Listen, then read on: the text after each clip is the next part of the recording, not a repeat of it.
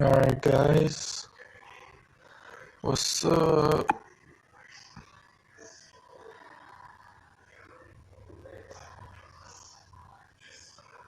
Gotta find my music.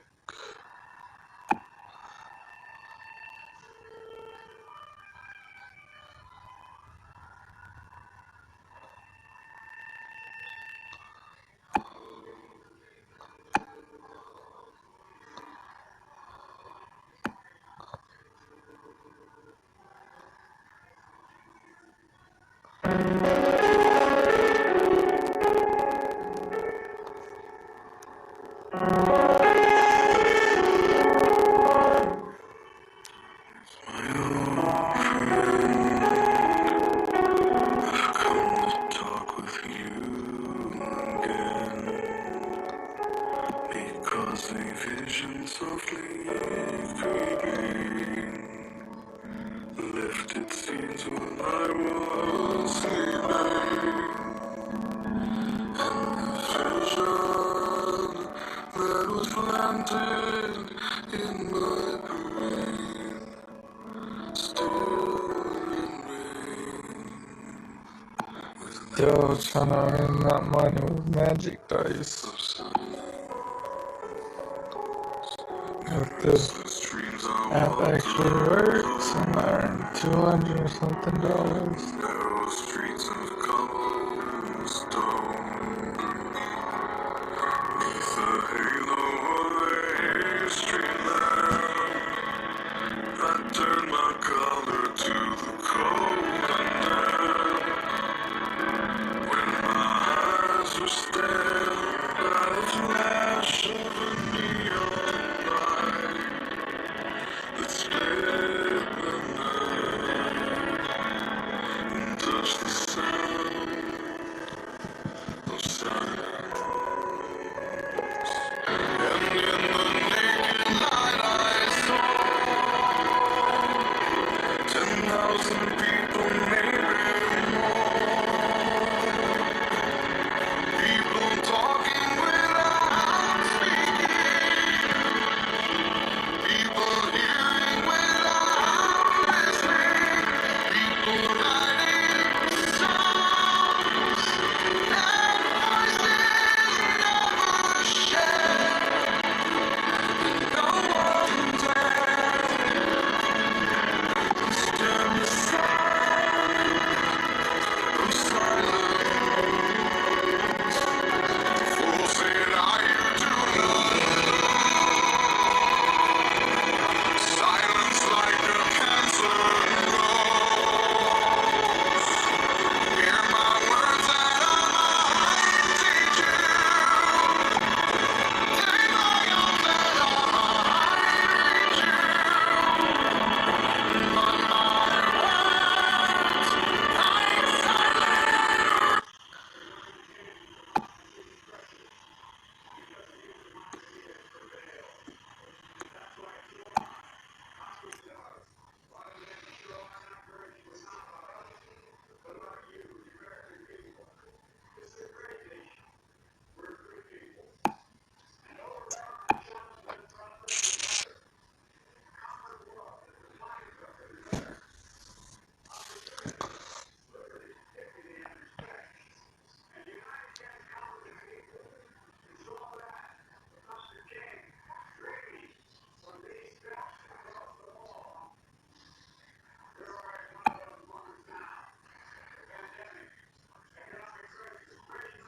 Then y'all time, let's get right into it.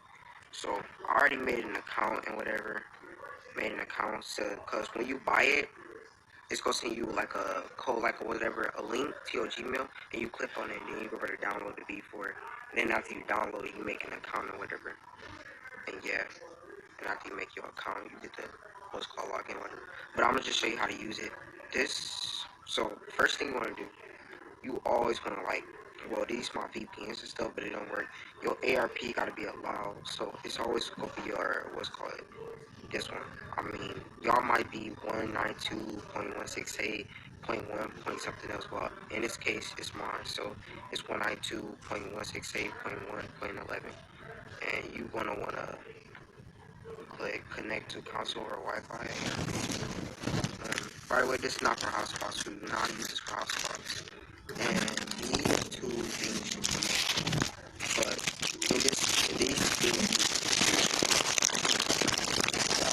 I cannot talk. But your router, just leave this the same. Always leave this the same. Never, do not touch this one. Do not touch this one. Like this one over here, do not touch this one. So over here, in this case, my console IP is 0.10 and 0.5. And 0.5. So in y'all's, it might be different. But I'm gonna show you how to use that right now. So in this case, you wanna go to settings. You wanna go to settings, right? Then you wanna go to network. And then you wanna go view connection status. You want to go all the way down to IP address. You want to go all the way down to see IP address. You got 1.5. So that's how you want to use that.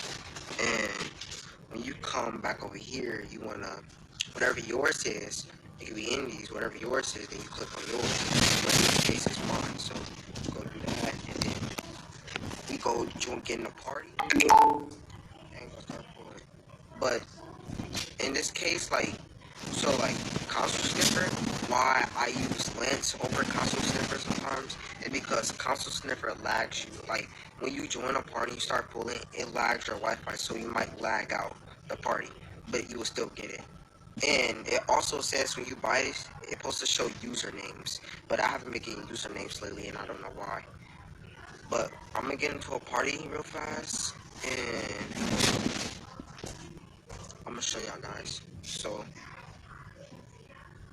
I'm in a party with all these guys.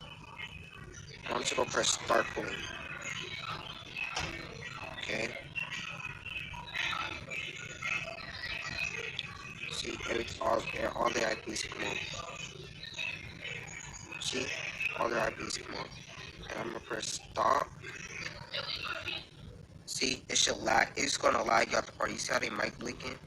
It should lag you out the party because for some reason when it like pulls, it lags your Wi-Fi. I don't know why, but I'm gonna lag out the party. I'm pretty sure. And yeah, see their IPs, but I'm gonna make sure.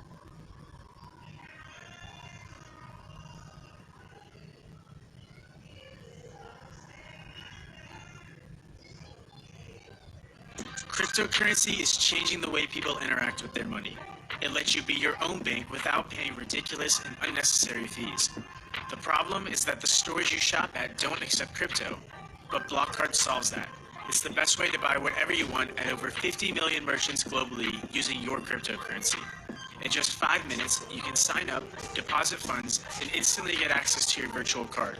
We'll mail you a physical card too. No transaction fees, no exchange fees, and no crypto deposit fees. Whether you're using your account to email money to your friend for free, pulling money out of the ATM, or just buying something at your favorite store, Blockcard gives you back control of your money. Blockcard is changing the way you buy what you want with crypto, and it empowers you to use your crypto for the premium things in life, just like regular money. Blockcard was designed for the adventurous, the technologists, and the pioneers of a new digital age. So what are you waiting for? Sign up for Blockcard now.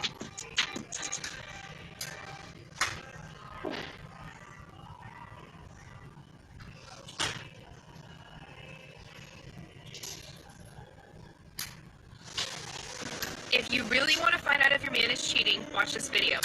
All her details came up. Her photos, dating accounts, social media background information, even details on a criminal history I had no idea about. Okay, this is crazy. I have just found out that my girlfriend of 3 years has several dating accounts. I also just found out that she's got 3 more Instagram accounts and 2 Facebook accounts. So here's what I'm gonna do. She's next door. I'm about to go confront her. Okay, so I just got back. We had a long conversation. And basically she denied everything. So here's what I did. I came back, picked up my laptop, brought it out, typed in her name on this website that I'm about to show you, and it showed everything. It showed her personal details, her photos. I even found out about a criminal record that she had. I had no idea about it. Social media accounts that I was.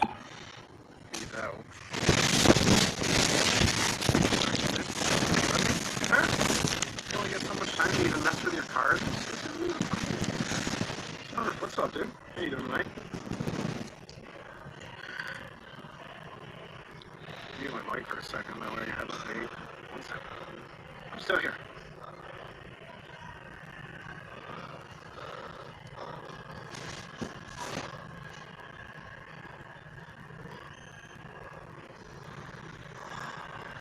Oh my god, I had a late start.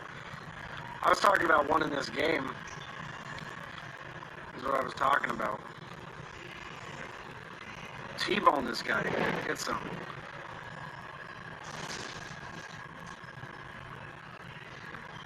The cop car is cool though. I feel like Cletus out here. Hell yeah, brother. You're watching the Cletus McFarland YouTube channel.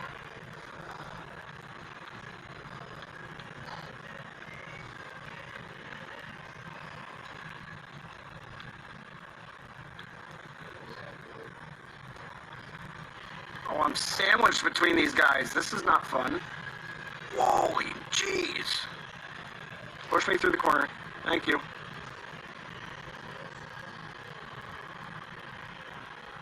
Oh, we've been up. We got all sorts of twisted.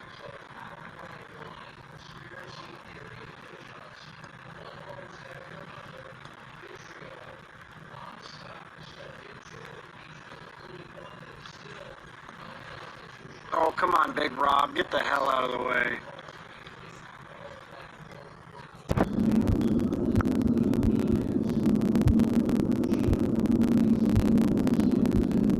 With this thing. Don't be pushing on me, hazy face.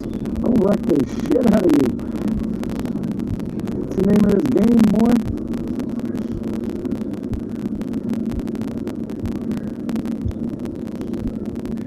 Oh, looking for me outside. Need the siren and lights? Dude, I wish you could. There's no button to do it. Oh, don't click that. Holy jeez, that was the wrong button. Don't click that when you're trying to race. There's a whole different camera angle.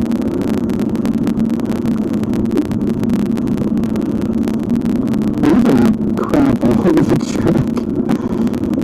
There's tires everywhere. Oh, that was close. Stop me some.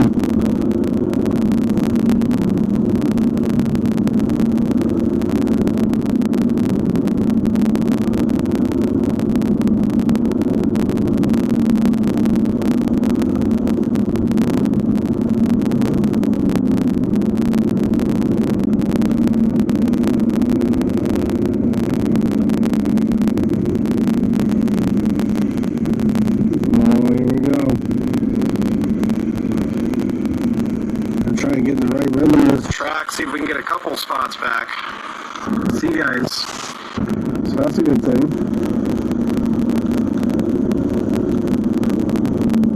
Everybody got that cool together. Just more outside though.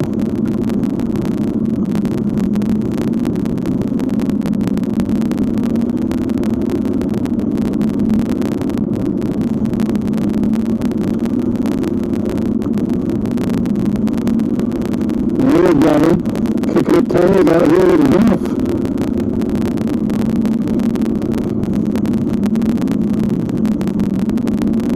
Alright, we got a wreck. This is a good thing for us.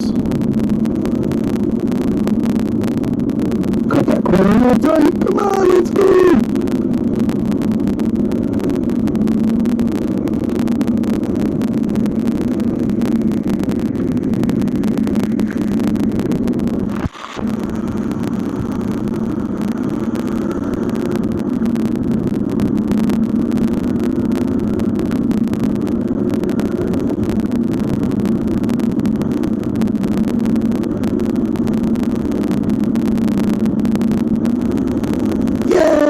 Spot right before the crazy hit itself. Oh man. We're just in a regular home run out there right now, trying. This is all C-class racing in this one.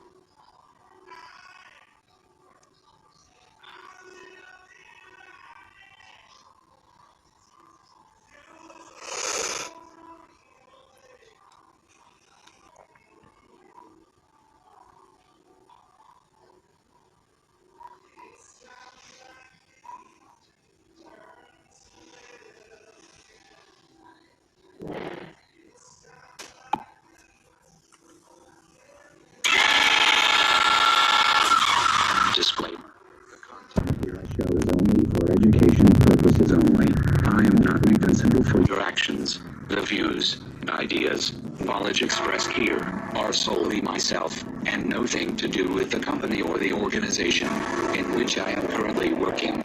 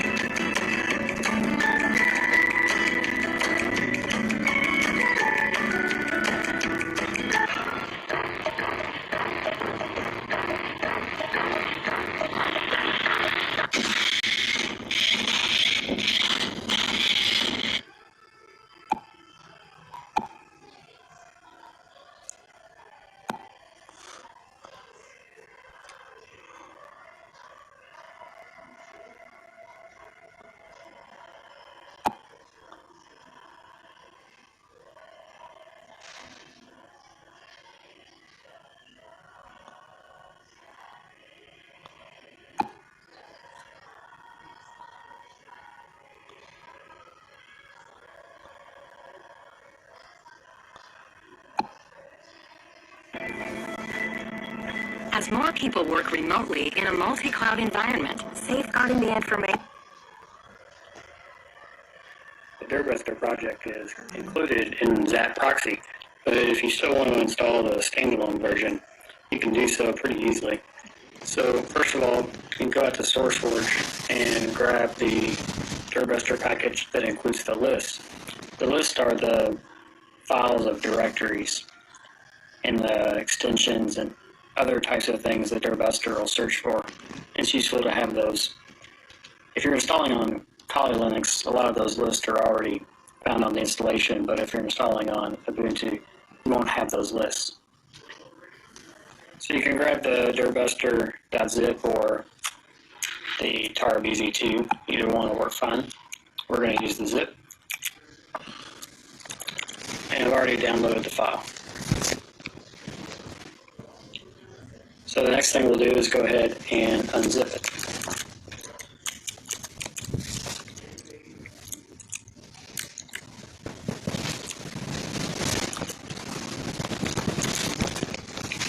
So when you're done, you'll see that there's a directory. If you look inside the directory, you'll see the different files that make up the program. The jar file is the program's executable, and there is a shell file that starts it running. So now we're going to create a directory for the program to run from.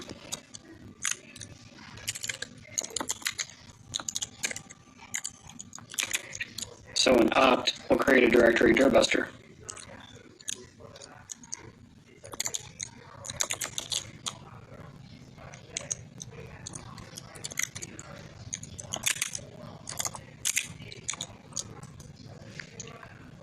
And then we can copy the files from our Dirtbuster project into Dirtbuster. Note that optionally, you can simply move this entire directory into opt, and then, of course, the path would be opt dirtbuster-1.0-rc1. But if you want a more simple name, just make the directory. Either way is fine.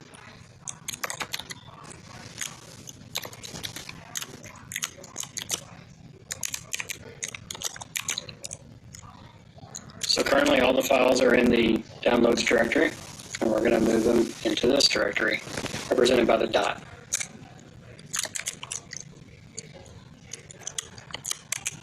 And to run the program, we'll run the shell, which will in turn start up the jar file.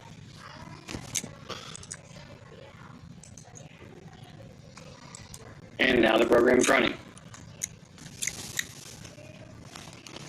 Preservation of style, it's really about appreciating and celebrating these old world things in the new world.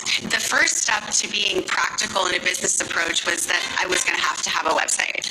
I'm not technologically savvy, so I wanted to have a website that sort of was simple, stylish, and communicated what I wanted to show. And it was very simple. I then needed to figure out how am I going to communicate with all of these people. I went to my dashboard and I was able to easily send out a mass email to everyone, and so I was able to communicate that the books were ready and that they could buy them. Regardless of where we are in 3 to 5 years, I know we'll be doing everything with style.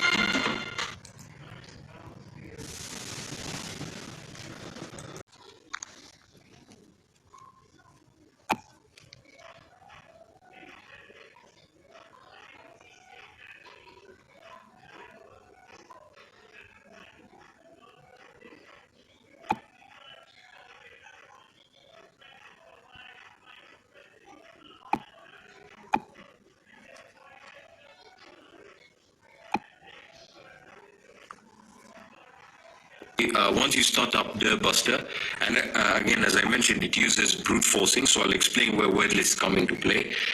So you open it up and you select the URL of the web application or the website, and you specify the port. The port is definitely going to be HTTP, so either a port 80 or port 443, and then you select the word list. Now, in this case, Kali Linux already has a Dirtbuster word list that are designed. It has 3 of them that are designed for different types of scenarios, and I'll explain them as we move along. All right, and essentially how it works is once you start the brute force attack, it will send HTTP GET requests, and it will wait for the response from the server or the web application. If it gets a 200 response, that means that yes, that directory exists. All right, if it gets a bad response, meaning like 400 or 403, meaning no access, then it'll know that that directory or file doesn't exist. So it's essentially testing directories on the server against this word list. So it will check, for example, is there a temp folder? If it sends a temp request to the server, it gets a response, a positive response, then it knows it's there, and then it will enumerate them. All right, so let's start off really simply. So I'm on Kali Linux. I have the OS, the broken web application right here, and I'm going to be demonstrating two scenarios. So you can see I'm running that here, and that has a lot of vulnerable web applications, but the whole idea is to demonstrate how directories can be found. All right, and why this is extremely important, especially for a web application penetration tester. All right, so I'm going to open up Firefox, and as you can see, I have the open web application project right here, the OSB WAP as they call it, and it has plenty of ways of me testing this. But what if I was to just test the entire server? All right, so this is a web server. What if I was to test the entire web server? Well, I'm guessing that there are going to be a lot of files and directories. So what we can do is we can start off with a perfect example of how this will work. Is, let's say you're targeting a WordPress site. So I'm going to open up the broken WordPress. Now, of course, this is a very old one, and we're not really exploiting anything. But by using this example, it will let us understand how we can enumerate the different directories and folders, on this WordPress installation. Or if you are targeting a WordPress site, this is the way you do it. So I'm going to copy the URL with the directory right here. So we know it's in the WordPress folder because that is the root directory of the web server, and we're selecting the WordPress installation. But for the website, you'll select the URL. All right. And as for the port, we know that this is the default HTTP port, which means it's port 80. All right, so I have Dirbuster right here. If you can't find it, just you can use the start menu and type in Dirbuster. It's going to be like so. Just click on it and give it a few seconds to start up. So again, it was designed by the OWASP team, so it works really well. And again, this is something that I'm sure if you are a web application penetration tester, or you do the CTF challenges, then you'll know that you use this tool a lot. All right, so in here we have the target URL, and that's where we will paste it. All right, so we can paste it right here. So Control V, and that is the URL. Now in the work method, if you want the scan to be faster, you can use the GET requests. But what we can do is auto switch them from the head and GET, and that will give us a more robust or a more accurate response rate. All right. So in terms of the number of threads, this is how fast you want the scan or the brute force to be. So the faster the better, depending on your hardware. And of course, you don't want to overload the server. So I'm just going to click on Go Faster. That's probably works the best for me. But if you want it to run faster, then that means it's gonna have multiple requests and threads being sent from your computer. All right. So I like keeping it at just 200 threads, which is Go Faster. And because I'm testing my own web server, I can pretty much increase it to whatever I want. And usually if you're talking about a bigger server or a bigger web application, then it doesn't really matter how many requests or how many threads you use. It will not really affect the performance of the web server. But if I was to run it at maybe a maximum speed, you would see that the web server would be lagging out, out of the amount of requests that are being sent. Because you have to understand it from a fundamental point of view. We are requesting the different web pages, and the server has to process them. So if the server is not running on good resources, like it's running on 1 gigabyte of RAM, it's very easy to make it lag out and to actually cause some sort of a denial of service just because of the amount of requests. But in this case, we're performing it with an ethical perspective. So now you want to select a list-based brute force, or you can use a pure brute force, but I don't recommend that. That doesn't really work. And you now need to select your word list, your Dirbuster word list. Now, by default, on Kali Linux and on Parrot OS, these are found in the user share folder under word list, and you can find the Dirbuster word list right there. So I'm going to show you that right now. So I'm going to browse. I'm going to go to my root, and I'm going to go into user, and I'm going to go into share. And let's go into word lists here. Let's see if I can find it. It's obviously with a W. Where is it? Let's see. Where is word lists?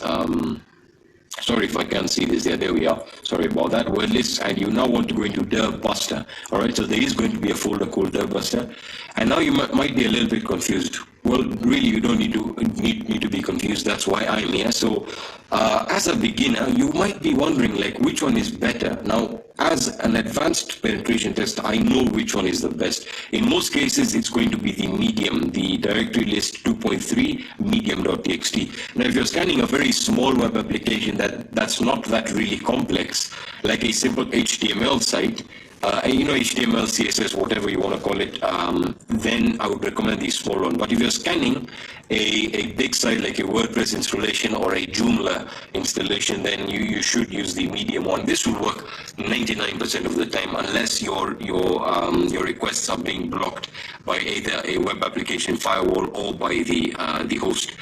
So I'm just going to select list, all right? And now in terms of these other options, you can see it's going to essentially brute force the directories, the files. It's going to be recursive, which is great. And the directory, you must specify the directory if you are trying to perform a scan that is directory sensitive. All right, and standard start point, just leave it like that, and you now want to hit start. All right, so once you start, it's going to start brute forcing the web server against, it's going to start sending the requests, and if it gets the responses, the positive responses, it's going to understand that yes, that directory does exist.